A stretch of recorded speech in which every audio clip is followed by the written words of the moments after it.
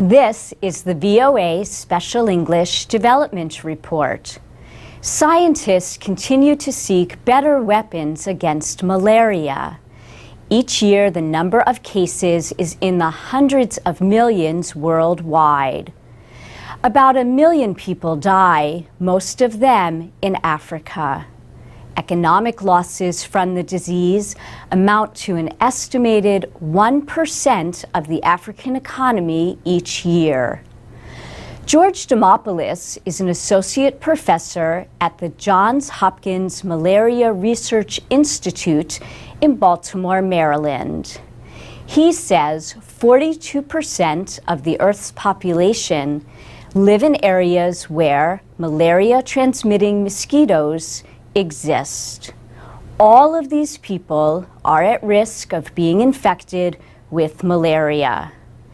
He says the sad thing is that the majority of people who are killed by malaria are children. This is because their immune systems are not strong enough to fight the infection. Malaria is caused by a parasite called Plasmodium. The organism is injected into people through the bite of infected mosquitoes. Malaria can be treated, but in many areas, the parasites have become resistant to different drugs. George Demopoulos and his team are studying ways to make mosquitoes resist infection by the parasite. There are hundreds of kinds of mosquitoes in the world. Most do not spread malaria. Some have immune systems that kill Plasmodium. He says researchers are interested in the immune reactions that are responsible for killing the malaria parasite. The researchers have developed a way to make genetic changes in the 3 mosquito species known to spread malaria. The changes cause their systems to attack the parasite, blocking its development. Other researchers are working on ways to spread these genetically modified insects among mosquito populations. Professor Demopoulos says there is still a long way to go, but current malaria research is highly promising. A new vaccine is in final testing. So far, it has proven effective at preventing the disease in half of those vaccinated, which is more than ever before. And at the Malaria Institute at Macha in Zambia, researchers are developing an easier way to identify malaria. The test uses saliva instead of blood to diagnose the infection. Current efforts in malaria control are mainly based on the use of insecticide sprays and treated bed nets. But George Demopoulos says malaria needs to be attacked with drugs, vaccines, and bed nets, and with whatever researchers can develop. And that's the VOA Special English Development Report. I'm Alex Villarreal with the VOA Special English Technology Report. An organization called the World Future Society publishes a yearly report about how technology, the economy, and society are influencing the world. Tim Mack heads the World Future Society. He says medicine is one area of growth. Mr. Mack says the fields of nanotechnology, biotechnology, and information technology are working together to create new ways to help patients. These include better ways to provide medicine and identify disease without invasive operations. Mr. Mack also says developments in artificial intelligence could lead to a future where disabled patients could be cared for by a voice-activated robot. The World Future Society also publishes the Futurist magazine. Every year, it examines developments in technology and other areas to predict the future. The magazine released the top 10 predictions from the Outlook 2011 report. Several of the predictions dealt with technology. The report said internet search engines will soon include both text and spoken results. It said television broadcasts and other recordings could be gathered using programs developed by the Fraunhofer Institute for Intelligent Analysis. Outlook 2011 also examined refuse collection. It said industrial nations will send much more waste to developing countries. This will cause protests in those countries. In about 15 years, developing countries will stop accepting foreign waste.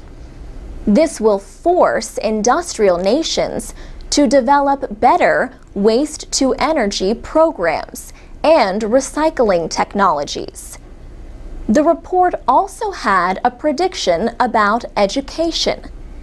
It said young people use technologies for socializing as well as working and learning. So they solve problems more as teams instead of competing. In this way, social networking is supporting different kinds of learning outside the classroom. The World Future Society also predicts that robots will be able to carry out mental commands from human beings. Scientists have shown that individuals can type by using their brains without physically touching computer keyboards. In the near future, experts say brain emailing and tweeting will become more common. For VOA Special English, I'm Alex Villarreal. You can find scripts and audio of our programs at voaspecialenglish.com.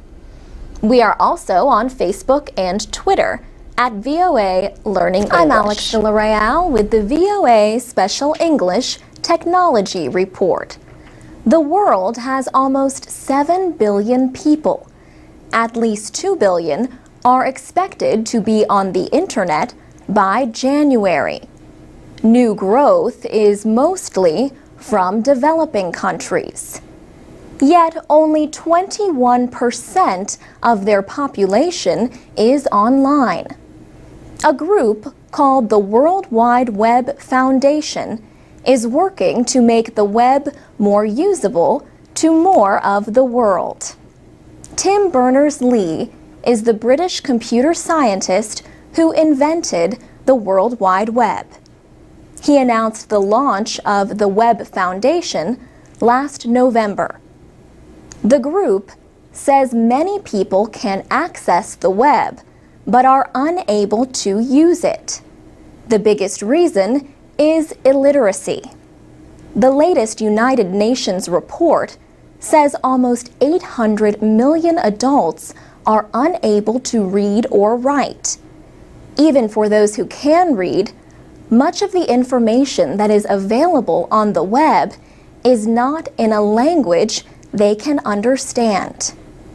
Tim Berners-Lee first proposed the idea for the World Wide Web in 1989. This was 20 years after Americans developed the first version of what we know as the Internet. The Internet is a network of networks. It lets millions of computers communicate with each other. The web is a major part. However, people now often use applications that are not web-based, like on social networks and mobile devices like the iPhone. Tim Berners-Lee created the World Wide Web as a way to help people share information. His early work brought the hypertext markup language, or HTML, used to create web pages. It also gave us the Hypertext Transfer Protocol, the HTTP before web addresses. By 2008, Google reported that the number of web pages had passed 1 trillion. Steve Bratt is chief executive of the World Wide Web Foundation. He says the foundation wants everyone to be able to use this information. He says, "Our main purpose is to advance the web to empower people." Partnerships with the Web Science Trust and the World Wide Web Consortium aim to create applications that make the web more user-friendly. Steve Bratt says mobile technology is an important part of that work as more and more people use their phones to go online. He says, "We have to make the web a lot easier to use, even on the simplest and least expensive mobile phones." For VOA Special English, I'm Alex Villarreal. This is the VOA Special English Development Report. International Women's Day is celebrated every year on March 8th. Groups around the world use the day to honor the achievements of women. They also use the day to call attention to some of the major social, political, and economic crises affecting women and girls. Forced marriage, sexual abuse, poverty, and lack of education are among the leading issues. The United Nations says 1 in 5 women worldwide will be the victim of a sexual assault in their lifetime. The agency says rape and domestic violence are a major cause of death and disability among women ages 15 to 44. And it says more than 130 million women around the world have had their external sexual organs damaged or disfigured. This practice is known as female genital mutilation. Poverty, food insecurity, and access to education are also major issues affecting women. The United Nations says the majority of the world's 1.3 billion poor are women, and that women and girls in many countries lack access to education. UN Secretary General Ban Ki-moon says until women and girls are freed from poverty and injustice, the world's goals for peace, security, and sustainable development are at risk. National Women's Day was first celebrated in the United States on February 28, 1909. It became an international celebration in 1911. A year earlier, a women's rights leader suggested the idea at an international conference of working women in Copenhagen.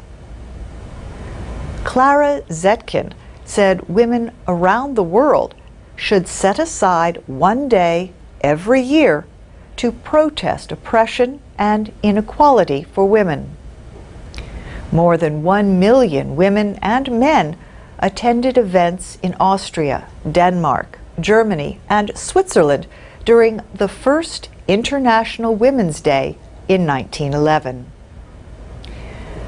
The date for the observation was changed to March 8th in 1914 in honor of the first organized protest for women's rights. It was on this date in 1908 that 15,000 women marched in New York City to demand better pay, shorter hours, and voting rights. Several countries now celebrate International Women's Day as a public holiday. They include China, Russia, Bulgaria, and Vietnam. And that's the VOA Special English Development Report. Transcripts, MP3s, and podcasts of our reports are at voaspecialenglish.com. And you can find us on Twitter and YouTube at VOA Learning English. This is the VOA Special English Technology Report. Microsoft has announced its first tablet computer.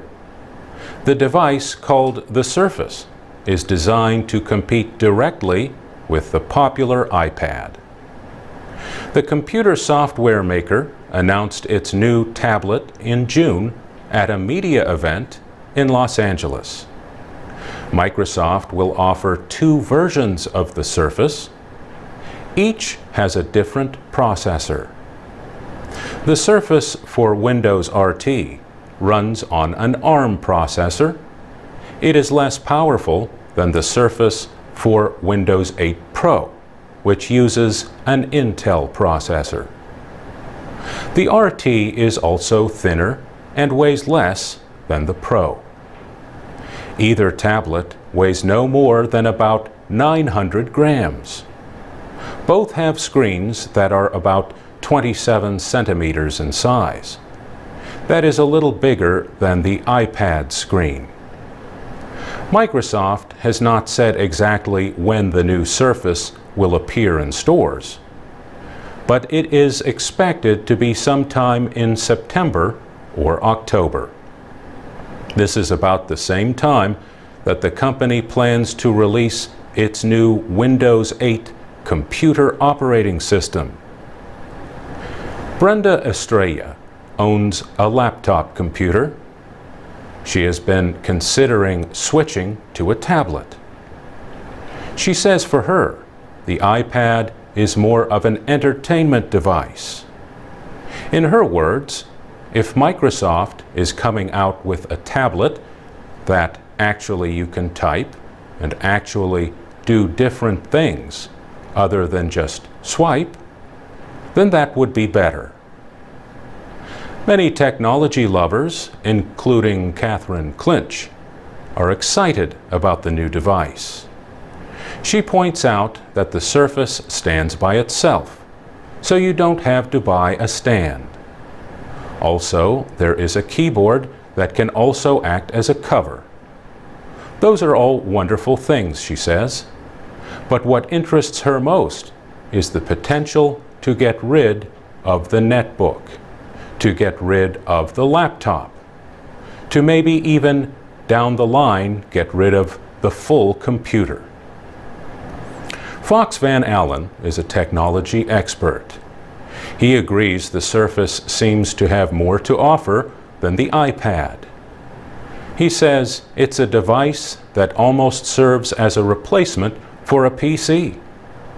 The Surface is meant to compete with the iPad, but not everyone is sure it is a better product.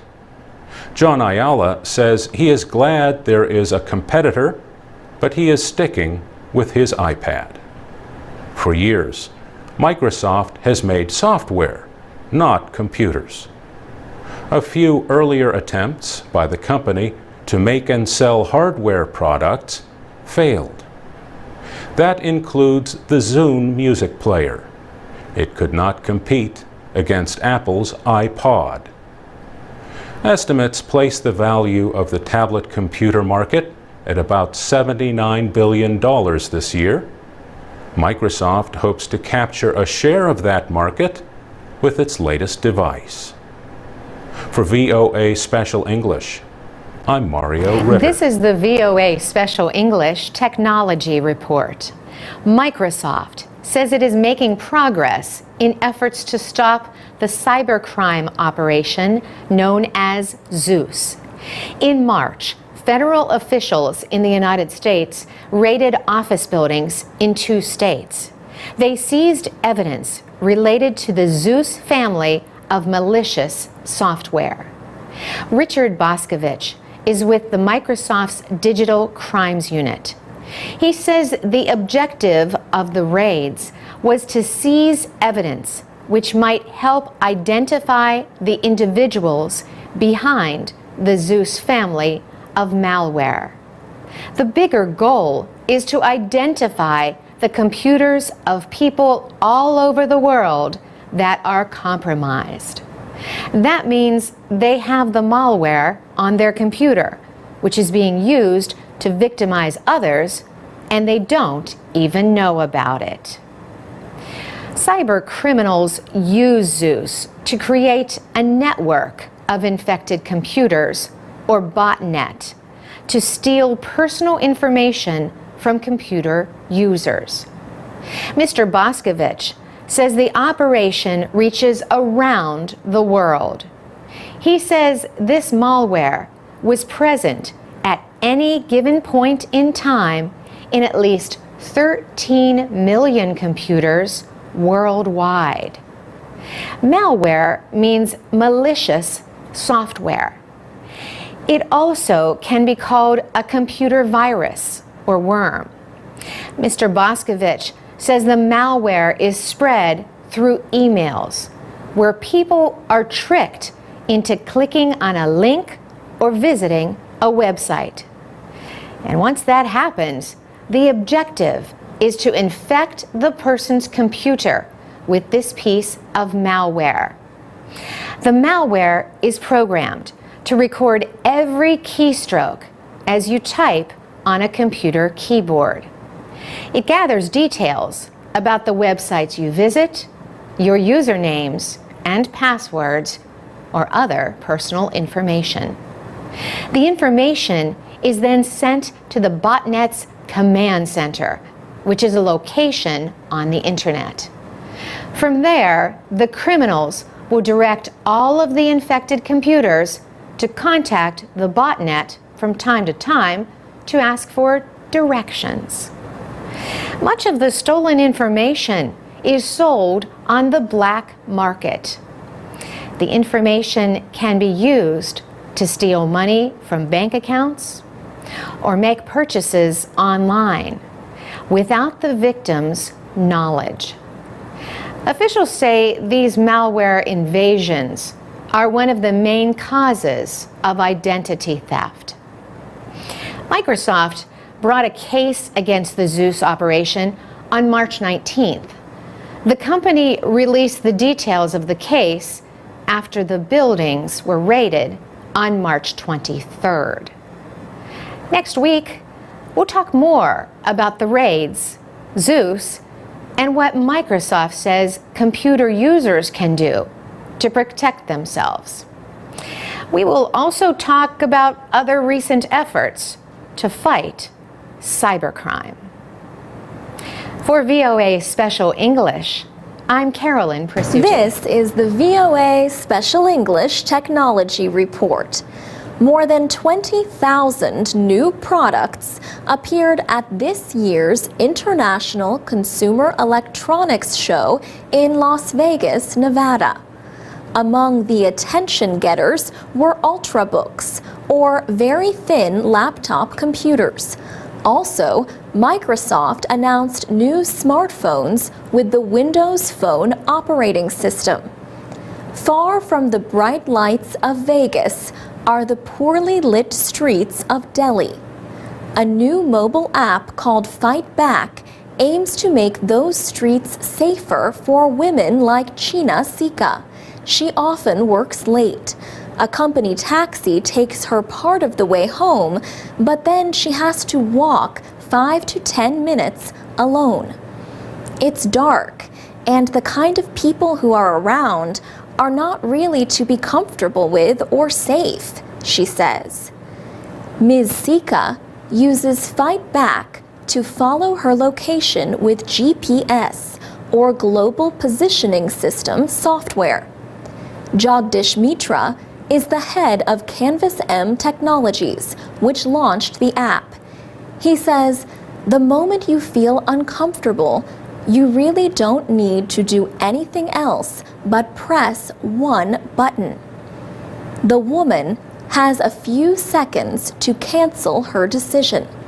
If not, a message with her location will go by text, email, or Facebook to anyone she has put on a list. The location also appears on a map in the company's offices. But Mr. Mitra says his company does not serve as a public monitoring center.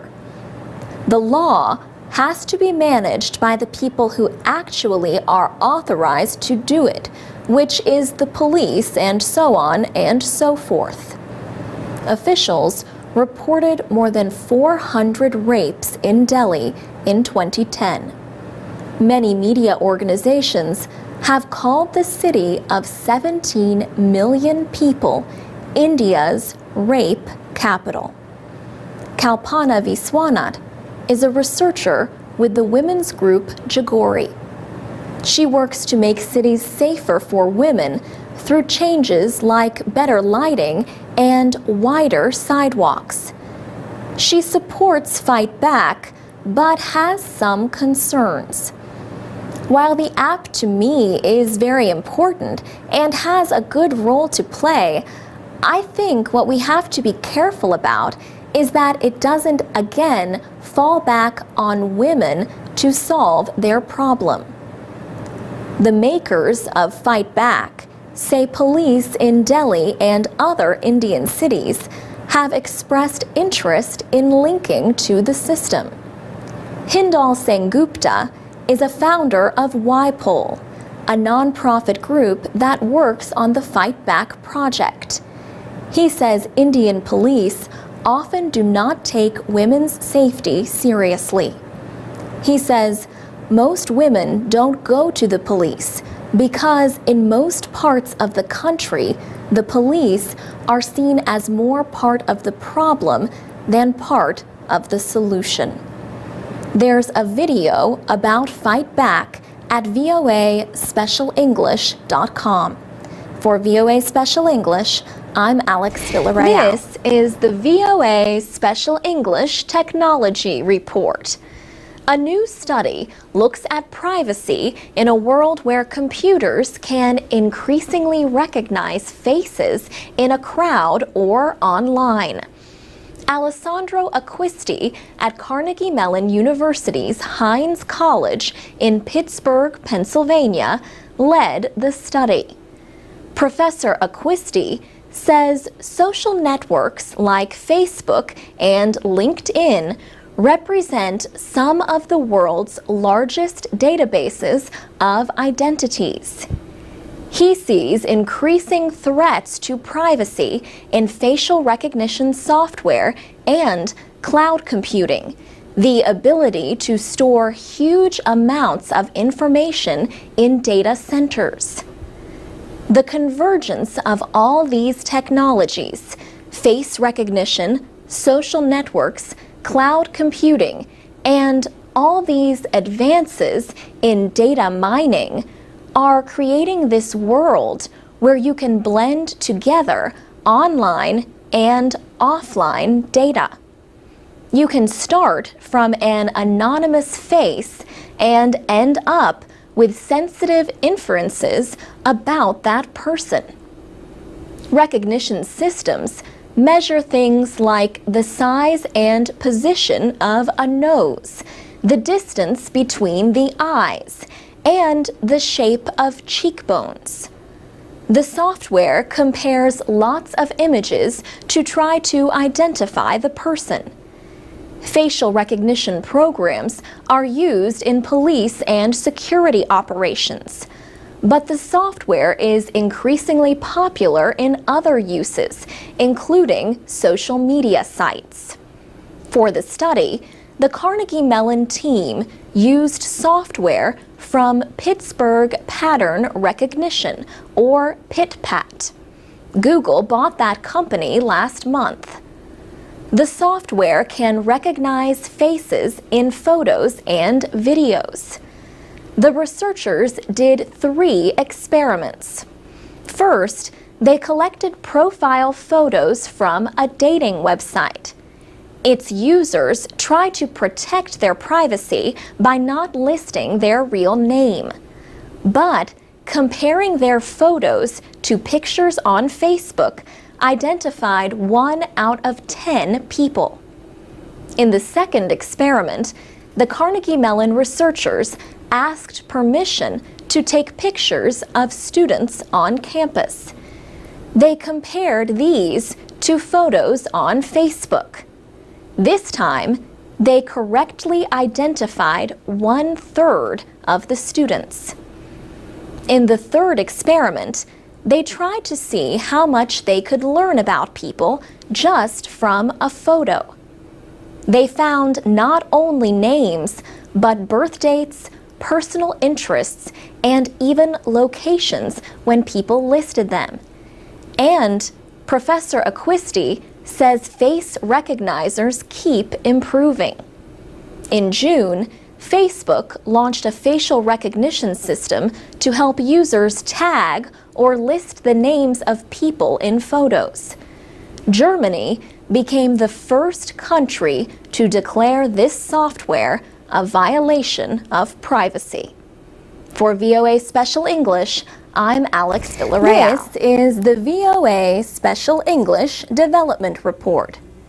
Humanitarian aid groups have promised to continue their work in Afghanistan after militants murdered 10 medical aid workers August 5th.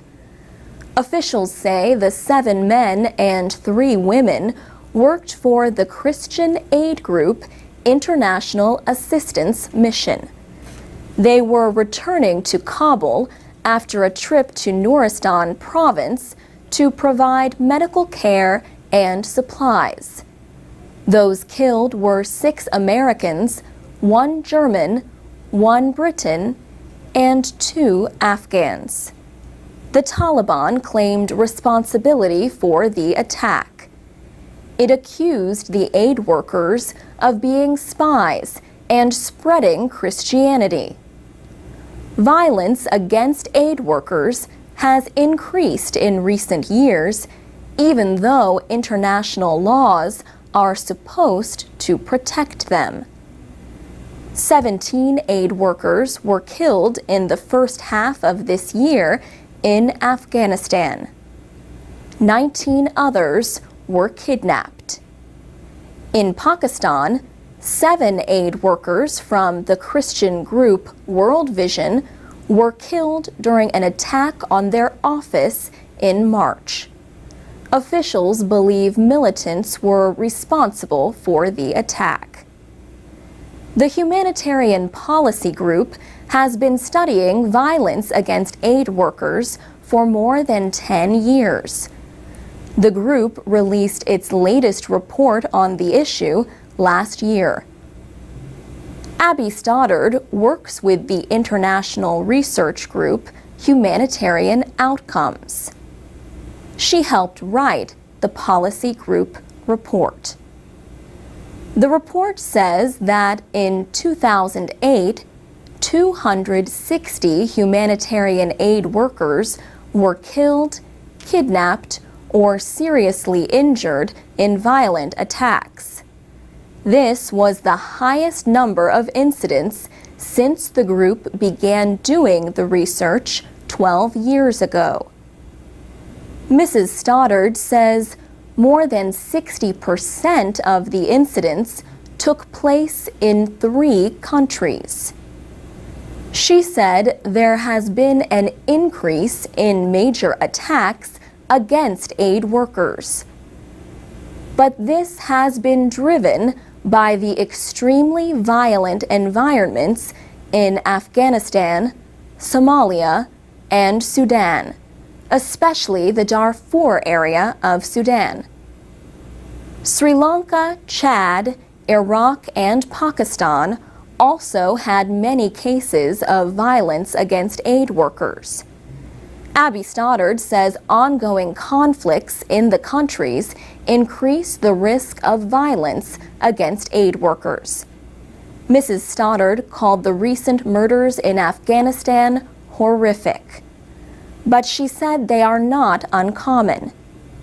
She says incidents involving nationals instead of foreigners do not get the same level of attention.